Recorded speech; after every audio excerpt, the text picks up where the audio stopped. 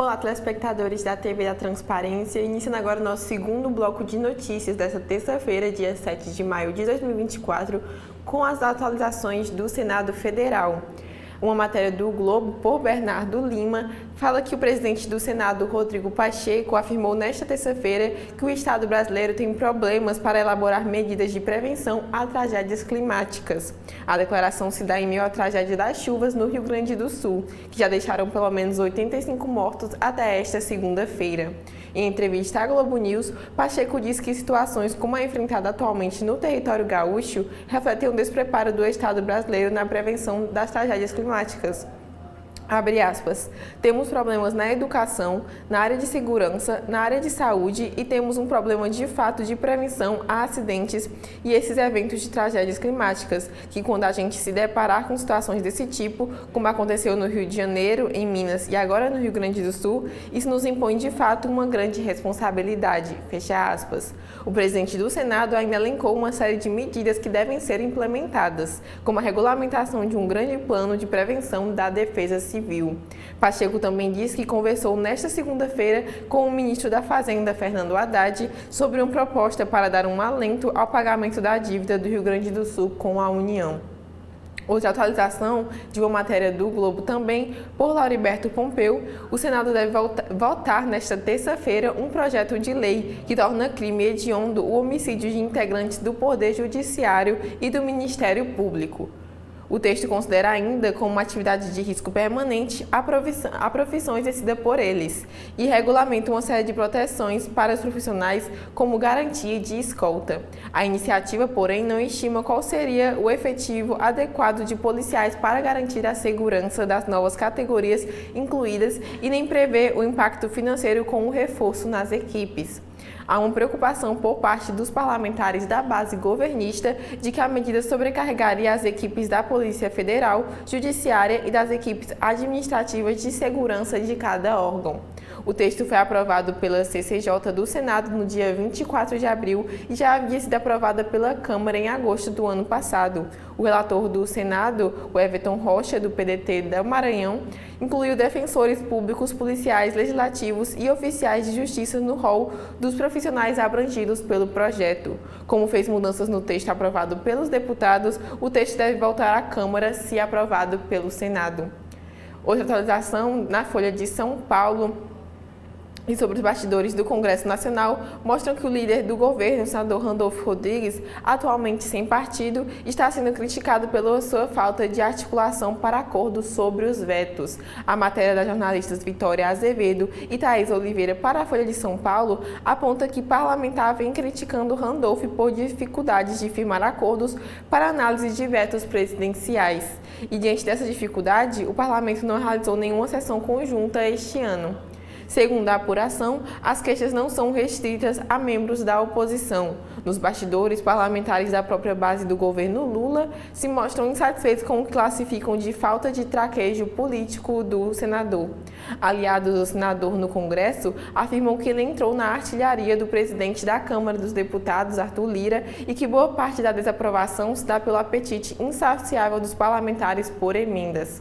A atuação de Randolfo tornou-se até motivo de piada entre bolsonaristas. Um deles afirma que o parlamentar deve ser poupado de críticas porque tem ajudado mais a oposição do que o executivo. Nos corredores do Senado, outros ironizam dizendo que Eduardo Gomes, líder do governo no Congresso na gestão de Jair Bolsonaro, deveria voltar à função no governo Lula para destravar as votações conjuntas. As reclamações sobre o trabalho de Randolfo foram verbalizadas por Lira em reunião com líderes da casa e ganharam corpo durante a negociação que levou ao adiamento da sessão do Congresso que estava prevista para o dia 24 de abril. A pauta previa a análise de dezenas de vetos, incluindo projetos ligados à questão orçamentária, além da flexibilização do registro de agrotóxicos e da lei que acaba com as saídas temporárias de presos.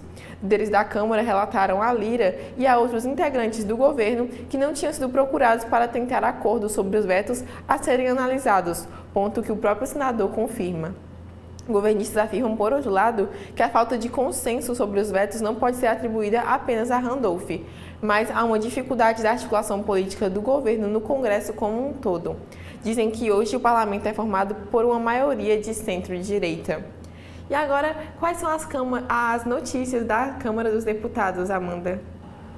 Olá, Lorena. Olá para você que nos acompanha aqui na TV da Transparência. Com as atualizações da Câmara dos Deputados, a gente começa falando que a Comissão de Viação e Transportes vai se reunir, na verdade, já está promovendo uma audiência pública hoje para discutir a medida provisória 1205 do ano passado, que instituiu o programa Mobilidade Verde e Inovação, que é o programa MOVER. Esse programa visa a descarbonização dos veículos por meio de incentivos fiscais para aquelas empresas que investam em sustentabilidade. O deputado Alex Santana, do Republicanos da Bahia, autor do requerimento para a realização dessa audiência, disse, abre aspas, o MOVER segue as diretrizes do atual governo de compromisso com o desenvolvimento sustentável, visando a neoindustrialização do parque industrial do país e, ao mesmo tempo, fomenta a economia verde, por meio de investimentos e incentivo à mobilidade e à logística de baixo carbono, fecha aspas para o que disse o deputado. Alex Santana também afirmou que o governo acredita que o programa MOVER pode atrair investimentos e estimular as empresas estrangeiras para que possam realocar ou instalar suas ramificações de parques industriais aqui no país, tendo como contrapartida a concessão de créditos financeiros. Um outro destaque também na Câmara dos Deputados é que a Comissão de Defesa dos Direitos das Pessoas com Deficiência vai debater ainda hoje também o valor e critérios para a concessão do benefício de prestação continuada para pessoas com deficiência. O debate foi solicitado pela deputada Érica Cocai, do PT do Distrito Federal. Para a deputada, é de suma importância que, além do valor mensal de um salário mínimo previsto pela Constituição, seja viabilizado o pagamento de um valor adicional a pessoas com deficiência para arcar com os custos adicionais de assistência pessoal ou que sejam formuladas por políticas compensatórias. A reunião está marcada para hoje, às 13 horas, no plenário 13. O debate será interativo e poderão ser enviadas perguntas.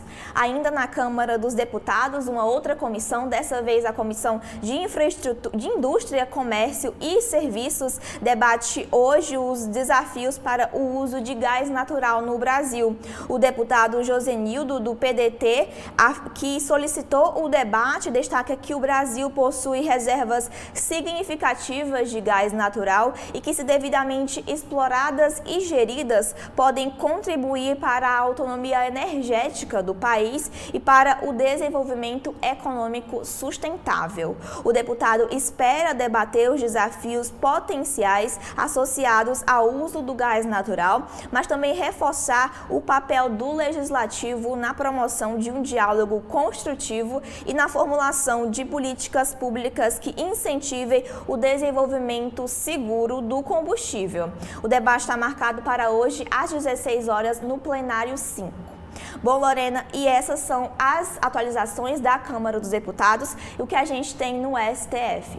Bom, Amanda, no Supremo Tribunal Federal, o ministro Nunes Marques determinou o bloqueio de 15% de parte do precatório devido pela União ao Estado do Maranhão a título de complementação ao Fundo de Manutenção e Desenvolvimento do Ensino Fundamental e de Valorização do Magistério, Fundef. Na decisão, o ministro ressaltou que o valor a ser bloqueado, cerca de 150 milhões de reais, deve ser subtraído da parcela dos juros de mora, não impedindo dessa forma a transferência do montante restante, não bloqueado, aos profissionais de educação. A origem do precatório, ordem de pagamento proveniente de uma condenação transitada em julgado em face de um ente público, em questão tem a ver com repasses irregulares do Fundef ao Maranhão no período de 1998 a 2002. A União foi condenada a pagar precatórios ao Estado no valor de 4,4 bilhões de reais. Após acordo entre as partes, o débito da União ficou ajustado em pouco mais de 3,8 bilhões, atualizados com juros de mora e a correção monetária. O Estado requeriu que a primeira parcela fosse transferida para 3 contas distintas: educação fundamental, abono aos profissionais do magistério e juros de moratória. O Sindicato de Trabalhadores da Educação do Maranhão, que atua na ação como assistente, contestou esse pedido e foi atendido pelo ministro Nunes Marques, que determinou a vinculação de 40% do precatório à manutenção do ensino fundamental e 60% ao pagamento de abono aos profissionais do magistério. Contudo, um grupo de 5 escritórios de advocacia que representaram o Sindicato dos Professores reivindica a transferência, a título de honorários advocatícios, de 15% do ganho econômico dos professores na causa. Outra atualização, também no STF, o ministro Dias Toffoli decidiu suspender a multa aplicada pela União ao Rio de Janeiro por inadimplência no pagamento de parcelas da dívida oriunda do regime de recuperação fiscal, assinado no ano de 2021. Na decisão, o ministro suspendeu o aumento de 30 pontos percentuais na dívida e autorizou que o governo do Rio pague as parcelas em atraso relativas ao ano de 2023 sem aplicação de penalidades. Apesar da decisão favorável ao governo do Rio, Toffoli negou o pedido para a suspensão do pagamento da dívida. O déficit orçamentário do Estado para 2024 está previsto em 8,5 bilhões de reais.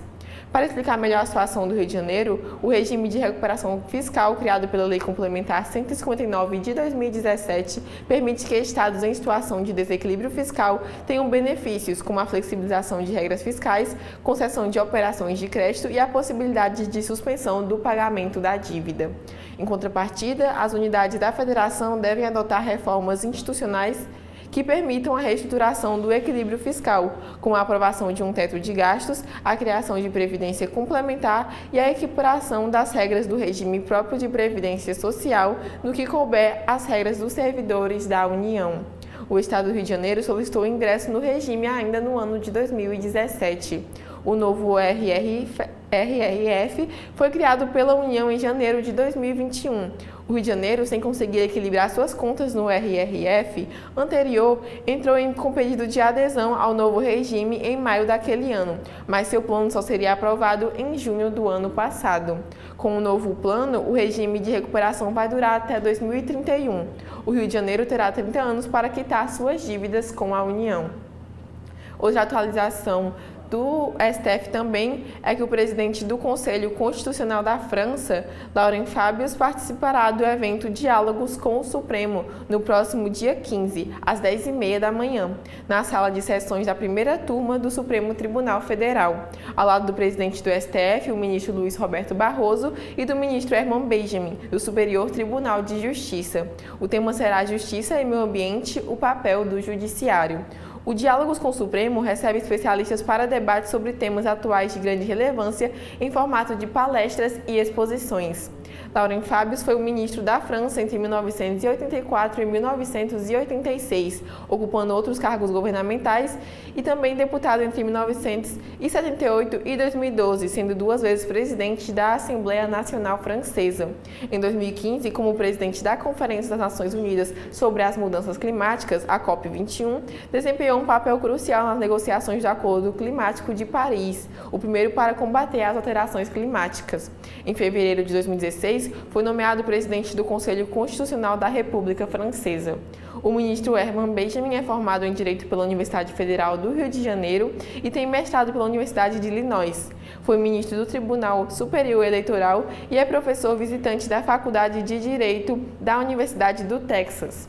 Egresso do Ministério Público de São Paulo, está no STJ desde o ano de 2006. Fundou a revista de Direito Ambiental. O evento é aberto ao público e as inscrições podem ser feitas até o dia 13. Então, Amanda, quais são as atualizações do TSE?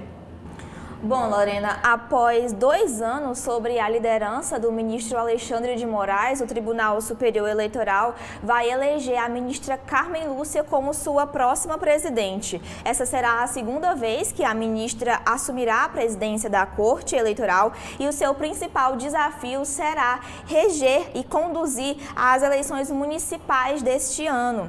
A seleção para a presidência do TSE é simbólica, pois, de acordo com a tradição, o tribunal é sempre presidido pelo ministro mais antigo do STF na instituição.